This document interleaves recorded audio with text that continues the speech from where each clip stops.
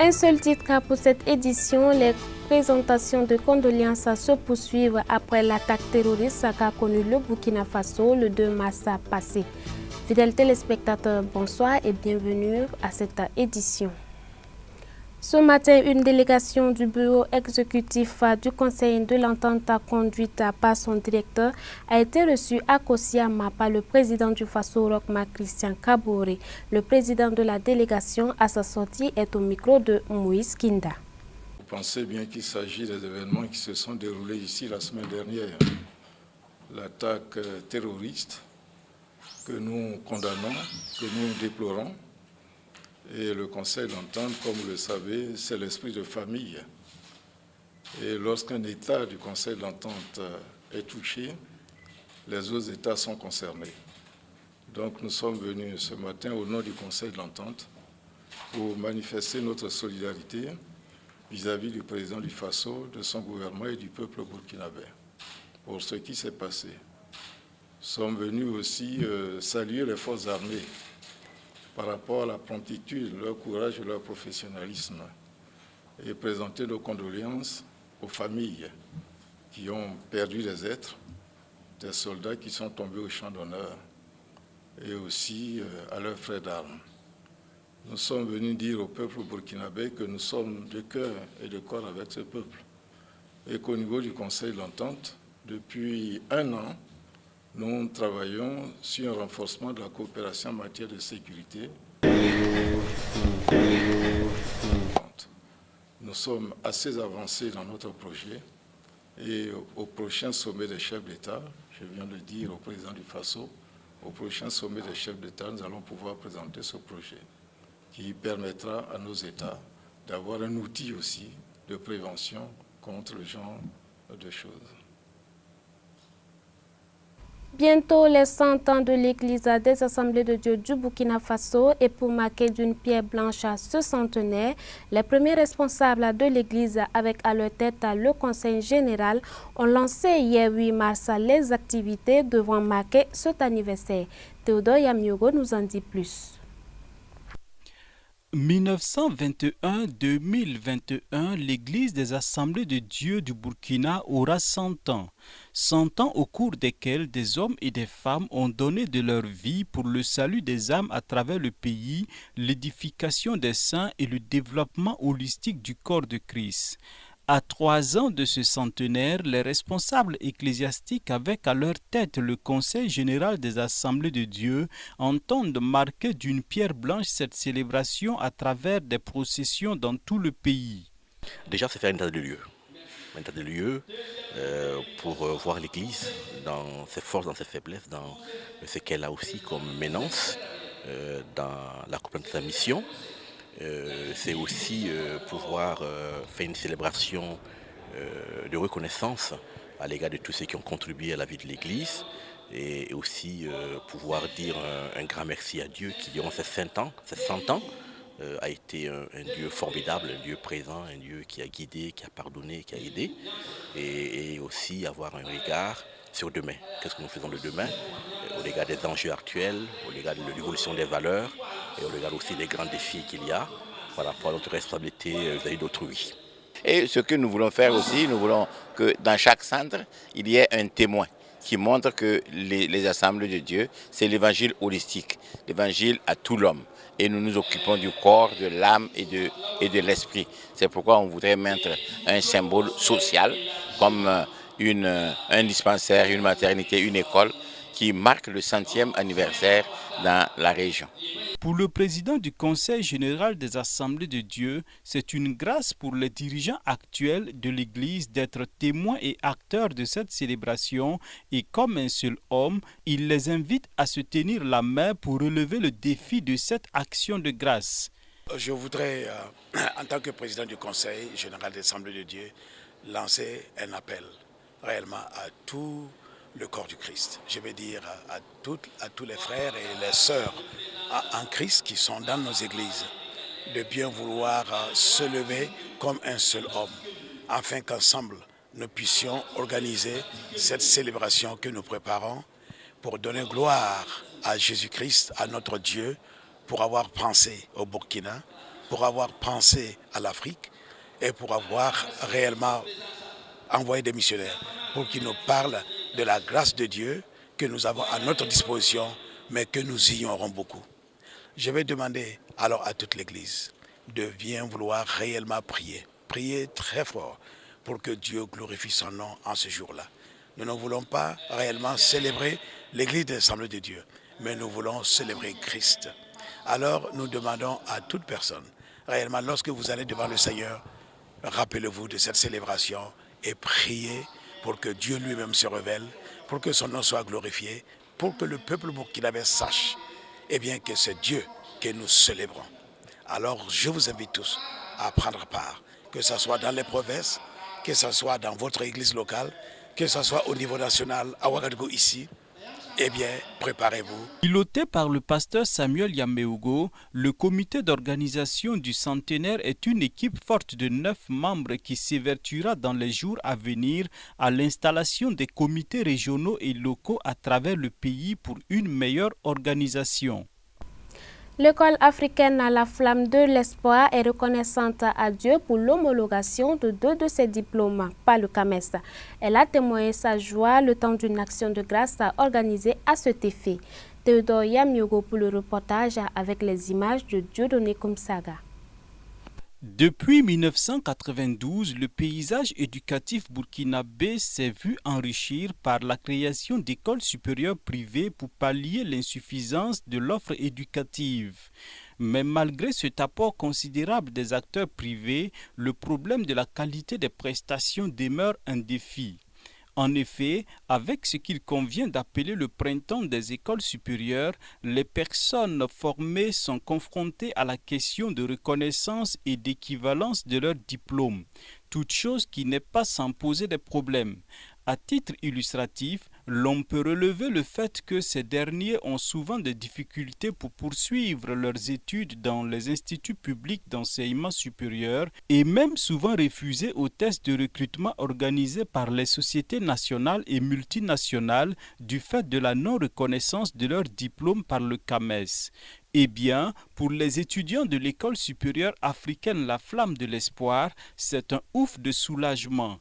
L'école vient de voir 2 de ses diplômes de licence homologués par le CAMES. Avec cette reconnaissance, on peut dire que tôle n'est pas tôle.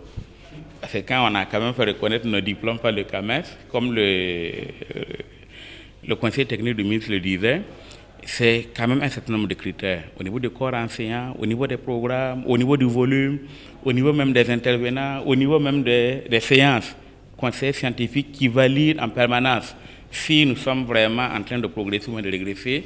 Et c'est tout ce travail-là qui est validé au niveau de l'instance CAMES et qui décide finalement si on doit vous délivrer cette reconnaissance ou pas. Pour le ministre de tutelle, à savoir le ministère de l'Enseignement supérieur et de la Recherche scientifique et de l'innovation, ce label CAMES fait la fierté du Burkina Faso et s'inscrit dans la quête permanente d'un enseignement de qualité. Ici, le diplôme a été validé, le ministère ne fait que se réjouir.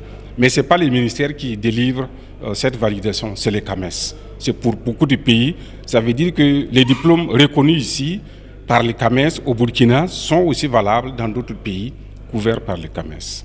Quant aux parrains de la cérémonie et aux fondateurs de l'école supérieure africaine La Flamme de l'Espoir, ils invitent les étudiants de l'école à profiter des avantages qu'offre cette reconnaissance. Tout ce que nous pouvons dire à nos filleuls, c'est de persévérer. Il faut persévérer dans l'effort, il faut persévérer dans la quête de l'excellence. L'excellence commence et ne s'arrête plus jamais. Ce que Dieu a placé dans notre cœur, c'est de faire des leaders, surtout avec la crainte de Dieu dans leur cœur. Non, on n'est pas là seulement pour leur donner des diplômes, pour leur donner du succès et les rendre sages selon le monde ou intelligents selon le monde. Notre cœur, mon épouse et moi, c'est de créer des leaders ayant la crainte de Dieu dans leur cœur. Des leaders qui aiment leur prochain. Des leaders qui ne vont jamais dire à un enfant « Prends ce fusil-là et va tirer ».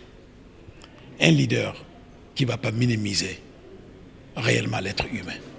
Notre cœur et notre désir, c'est de de forger, je vais dire réellement équiper des leaders, des jeunes leaders pour notre nation, le Burkina, pour qu'il y ait des leaders, des intellectuels, mais au fond qui ont la crainte de Dieu dans leur cœur. Et pas seulement pour le Burkina, mais sur tout le continent africain. Sincèrement dit, notre continent africain a besoin de tels leaders qui ont la crainte de Dieu surtout dans leur cœur. C'est pourquoi nous mettons l'enseignement religieux, parce que nous savons que seul Dieu peut changer le cœur alors de l'être humain. Un rappel, ESAF est situé dans le quartier Gunguin à Ouagadougou et offre des formations diplômantes en BTP, mines, communication, marketing, etc. Le tout dans un cadre convivial. Retour sur un portrait dans ce journal-là. Laurentia, cette jeune dame qui a opté pour un métier qui était auparavant réservé aux hommes. La mécanique auto, elle s'y donne à cœur joie. Découvrons son portrait fait par Dieudonné Koumsaga et Willow Pitroapa. Nous sommes au garage automobile Technique Service, spécialisé non seulement dans le diagnostic automobile, mais aussi dans la tôlerie, la peinture, l'électricité et la mécanique générale. Ici, nous sommes dans la maintenance automobile et plus précisément dans la maintenance curative et préventive. Donc, ce qui fait que dans le préventif, nous aidons le client à pouvoir maintenir leur véhicule en longue vie, comme on peut dire. Dans le curatif, c'est ce qu'il y a vraiment à exécuter immédiatement. Donc, bon. Et on a vu que dans le système du préventif, on arrive à accompagner beaucoup de personnes dans la maintenance de leur véhicule. Ça les évite beaucoup de tomber en panne au bord des voies, etc. Donc, ce qui fait aussi qu'on a développé la partie diagnostic automobile, qui nous permet d'aller lire au fond des boîtes noires des véhicules et ça nous révèle les pannes qui sont cachées. Les véhicules modernes actuellement sont équipés des systèmes électroniques qui sont tellement cachés qu'à l'œil vu, on ne peut pas les constater. Souvent, il y en a au tableau de bord, ça veut dire devant le conducteur, il y a une lumière inhabituelle qui va s'allumer, qui va tirer l'attention du client que voilà, ça c'est inhabituel. Il n'y a que la seule partie où l'utilisateur peut savoir que le véhicule est pas comme tous les jours. Mais cela ne veut pas dire que dès que le témoin est allumé, il saura qu'est-ce que le véhicule veut lui dire. Donc c'est pour ça que nous on a développé la partie diagnostic qui nous permet d'aller au fond avec des appareils de précision que en général on appelle des appareils de diagnostic ou des scanners automobiles. Et avec ça, on arrive à définir exactement d'où vient le problème. Et à base de ça, bon, tous nos clients, beaucoup sont ceux qui viennent pour le diagnostic. Et après qu'on leur définisse un peu de quoi souffre les véhicules, on nous demande si on peut remédier au problème. Heureusement, on arrive à remédier les problèmes. On a la section peinture, on a la section tôlerie aussi, mais c'est détaché. Ici, nous sommes beaucoup dans la maintenance rapide. Ça veut dire qu'on fait les diagnostics ici dans ce local. Et aussi, ça reste aussi nos administrations aussi, nos bureaux et tout, avec l'accueil clientèle. Mais quand il s'agit de la peinture, on a une autre salle qui n'est pas loin. Et aussi, on fait aussi les gros porteurs, les gros camions, les camions hydrocarbures, et dont on appelle les camions citernes par exemple. Voilà, donc, et cet endroit aussi, il est juste à côté. Donc, on a une annexe qui est juste pas loin de là. Et c'est là où on s'occupe plus de la vraie mécanique. Au nombre des travailleurs du garage, fort d'une vingtaine de personnes, on distingue une personne inattendue. Comme le dit l'adage, il n'y a pas de sous-métier et la mécanique auto ne saurait être les seuls attributs de sexe masculin. Alors, on peut compter parmi ces hommes une jeune dame qui a opté pour la mécanique auto au détriment de la coiffure, la couture ou toute autre branche communément appelée série C. J'étais curieuse de savoir le métier non traditionnel réservé aux hommes. Mais pourquoi pas une femme aussi va faire ça? C'est-à-dire, je vais aller m'inscrire dans une école de formation en mécanique pour pouvoir être comme les hommes. Donc ici, aller m'inscrire au CEFIAM, un centre féminin. J'ai fait 4 ans là-bas. Après les 4 ans, on a fait des stages dans les différents garages. 6 mois de ça dans 2 garages. Travailler au milieu des hommes, c'est pas facile, mais je tiens le coup. Si je me bloque dans un boulot, j'appelle le chef, il intervient et puis je continue. Après son diplôme, elle est venue à notre côté pour savoir si elle pouvait s'intégrer au groupe. Donc déjà, ses collègues qui l'ont vu arriver ont trouvé que non, est-ce que c'était une bonne idée? Donc j'ai dit, moi je pense que c'est une bonne idée parce que en France, dans certains stages, j'en ai vu des femmes qui étaient vraiment des bonnes mécaniciennes. Et même jusqu'aujourd'hui, c'est des personnes à qui on peut faire confiance dans ce métier. Parce que les parties où il y a besoin de force physique, quand elles n'y arrivent pas, elles ne forcent pas. Donc automatiquement, bon, on arrive à trouver une personne qui est plus physique ou plus capable pour aller faire le boulot. Ce qui est différent de chez les hommes, parce qu'en général, les hommes, quand ils n'arrivent pas, ils ont honte de dire que j'ai pas réussi. Ils vont te dire que non, on a fait. Voilà, on a fait. Soit c'est la vis qui pète parce qu'il a trop forcé, soit on passe le chiffon dessus. Non, non, c'est fait, c'est bon. Et malheureusement, le résultat ne sera pas formidable. Donc ça fait que moi, les filles, honnêtement, j'encourage beaucoup. Et c'est des personnes avec qui j'aime bien travailler avec. Elles sont minutieuses, surtout minutieuses et attentives, vraiment. Donc à Laurentia, sa section, elle fait l'accueil clientèle et elle a aussi les relations clientèle et elle est aussi dans la mécanique aussi approfondie.